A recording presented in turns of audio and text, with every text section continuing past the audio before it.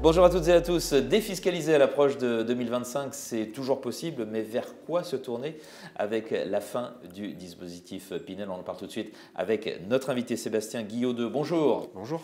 Vous êtes le directeur général de Star Invest. Alors vous, votre spécialité, c'est le Girardin. Pour commencer, j'ai appris que vous aviez connu une année 2024 record. Comment ça s'explique ? Une année effectivement où notre présence sur les territoires a été renforcée sur l'année 2024 avec l'ouverture successive des agences à Mayotte et à Saint-Martin.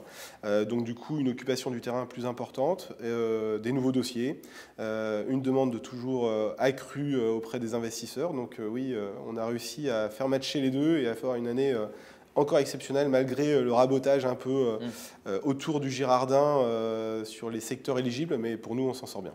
D'accord. Qu'en est-il de la demande? Quel est l'appétit de vos clients? La demande, elle est très forte.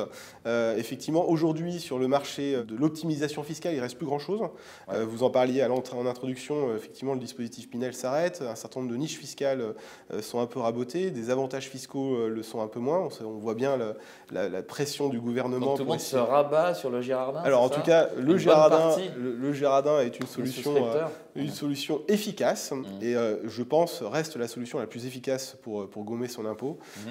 Donc effectivement, l'appétit des investisseurs est au rendez-vous et on essaye d'être là pour les satisfaire. Alors on rappelle, ça permet de gommer son impôt, c'est-à-dire qu'en contrepartie d'un investissement, l'avantage qu'on a, c'est une partie de l'impôt qui est gommée. Exactement. En fait, le principe du Girardin... C'est pas un investissement qui rapporte des intérêts, par exemple. Ça ne rapporte pas des intérêts. Le principe du Girardin, c'est que vous subventionnez une entreprise en Outre-mer et en contrepartie de ces subventions, donc de l'aide que vous accompagnez au territoire Outre-mer, vous obtenez un avantage fiscal qui est supérieur à votre subvention. Voilà. Et ça, ce qu'on appelle du one-shot, vous le faites en année N. En année N+1, vous avez votre avantage fiscal et ça s'arrête là. Voilà. D'accord. Alors, vous avez déjà lancé votre campagne 2025. Qu'est-ce que cela dit de vos perspectives? Tous les ans, on anticipe un peu l'année. Cette année, l'année dernière, on avait lancé la campagne en décembre. Cette année, on a avancé un petit peu, parce qu'un peu moins de produits pour clôturer l'année 2024.